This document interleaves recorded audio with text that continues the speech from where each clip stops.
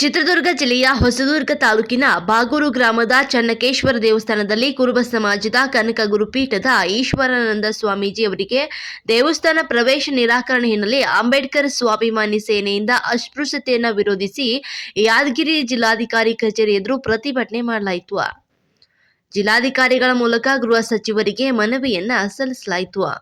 ಜಿಲ್ಲಾಧ್ಯಕ್ಷ ಕಾಶಿನಾಥ್ ನಾಟೇಕರ್ ಮಾತನಾಡಿ, ಕುರುಬ ಸಮಾಜದ ಕನಕ ಗುರುಪೀಠದ ಈಶ್ವರಾನಂದ ಸ್ವಾಮೀಜಿ ಅವರಿಗೆ ಹೊಸದುರ್ಗ ತಾಲೂಕಿನ ಬಾಗೂರು ಗ್ರಾಮದ ಚನ್ನಕೇಶ್ವರ ದೇವಸ್ಥಾನದಲ್ಲಿ ಪ್ರಧಾನ ಅರ್ಚಕರು ಅಸ್ಪೃಶ್ಯತೆ ಆಚರಿಸಿದ್ದು ಖಂಡನೀಯ. ಈ ವಿಷಯ ಕೂಡಲೇ ಗೃಹ ಸಚಿವರಿಗೂ ಅರ್ಚಕರ ಮೇಲೆ ಕೂಡಲೇ ಕ್ರಮ ಕೈಗೊಳ್ಳಬೇಕು, ಇಲ್ಲದಿದ್ದಲ್ಲಿ ಮುಂದಿನ ದಿನಗಳಲ್ಲಿ ರಾಜ್ಯಾದ್ಯಂತ ಹೋರಾಟ ಮಾಡಬೇಕಾಗುತ್ತದೆ ಅಂತ ಆಗ್ರಹಿಸಿದ್ರು.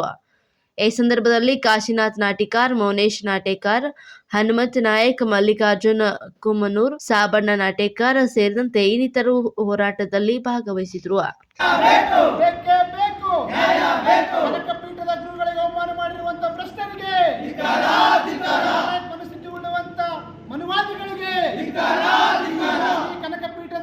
ಈಶ್ವರಾನಂದ ಸ್ವಾಮಿಗೆ ಅವಮಾನ ಮಾಡಿರುವಂತ ಭ್ರಷ್ಟ ನಾಯಕರಿಗೆ ಅಳೆಯಲ್ಲಿ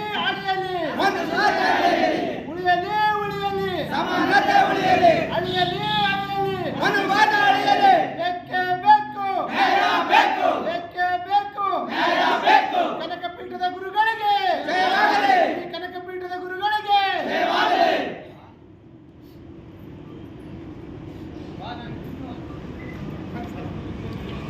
ಜಿಲ್ಲಾ ಸಮಿತಿ ಯಾದಗಿರಿ. ಮಾನ್ಯ ಸಿದ್ದರಾಮಯ್ಯ ಸಾಹೇಬರು ಮುಖ್ಯಮಂತ್ರಿಗಳು ಕರ್ನಾಟಕ ಸರ್ಕಾರ ಇವರಿಗೆ ಮಾನ್ಯರೇ, ವಿಷಯ ಕುರುಬ ಸಮಾಜದ ಕನಕಪೀಠದ ಈಶ್ವರಾನಂದಪುರಿ ಸ್ವಾಮೀಜಿರವರಿಗೆ ಅಸ್ಪೃಶ್ಯತೆ ಅವಮಾನ ಮಾಡಿದ್ದು ಖಂಡಿಸಿ ತಮ್ಮ ಹತ್ರ ಮನವಿ.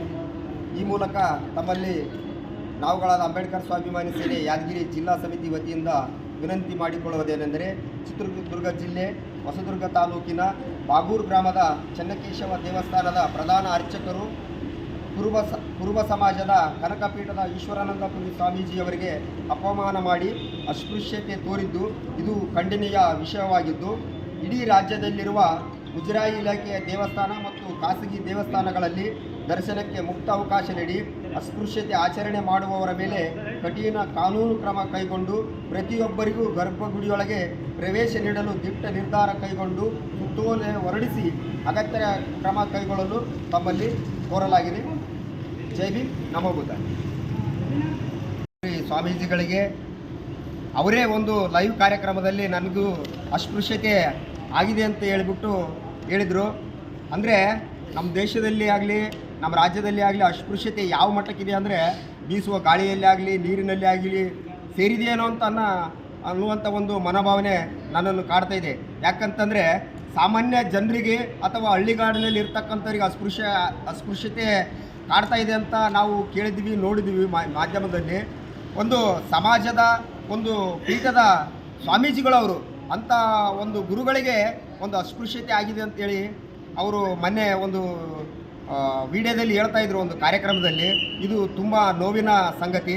ಯಾಕೆಂದರೆ ಇದು ಈ ಒಂದು ಮನುವಾದದ ಮನಸ್ಥಿತಿ ಉಳ್ಳಂಥ ವ್ಯಕ್ತಿಗಳು ದಿನೇ ದಿನೇ ತುಂಬ ಆಗ್ತಾ ಇದ್ದಾರೆ.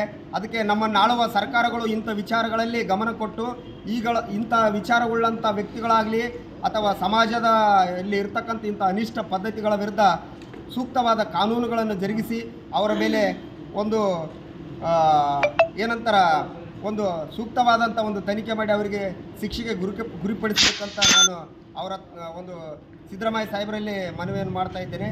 ಜೈ ಭೀಮ್, ನಮೋ ಬುದ್ಧ.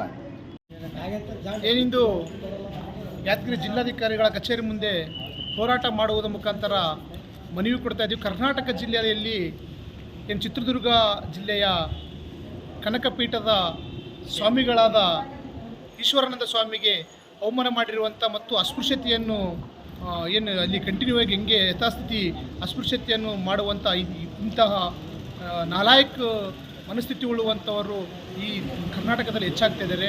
ದಯವಿಟ್ಟು ಏನು ಹಿಂದಿನ ಕಾಲದಲ್ಲಿ ಬಸವಾದಿ ಶರಣರು ಏನು 4ನೇ ಶತಮಾನದಲ್ಲಿ ಅದೇ ಕನಕದಾಸರಿಗೆ ಏನು ಉಡುಪಿಯ ಶ್ರೀಕೃಷ್ಣ ಮಠದಲ್ಲಿ ಕಂಬಕ್ಕೆ ಕಟ್ಟಿ ಹೊಡೆಯುವಂಥ ಕೆಲಸ ಅವರು ಮಾಡಿದರು. ಆದರೂ ಕೂಡ ಇವತ್ತು ಕನಕದಾಸರು ಹೇಳಿದರು, ಏನು ಕುಲವೆಂದು ಒಡೆದಾಡುವರಯ್ಯ, ಕುಲದ ನೆಲವನ್ನು ನೀವು ಬಲ್ಲಿರಂತ ಹೇಳಿದರು.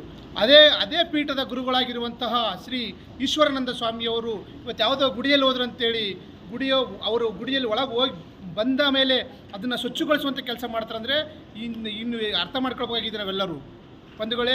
ಇಂಥ ಒಂದು ಸಮಾಜದ ಸ್ವಾಮಿಗಳಿಗೆ ಅವಮಾನ ಮಾಡುವಂಥದ್ದು ಇದು ಈ ನಡೆದಿದೆ.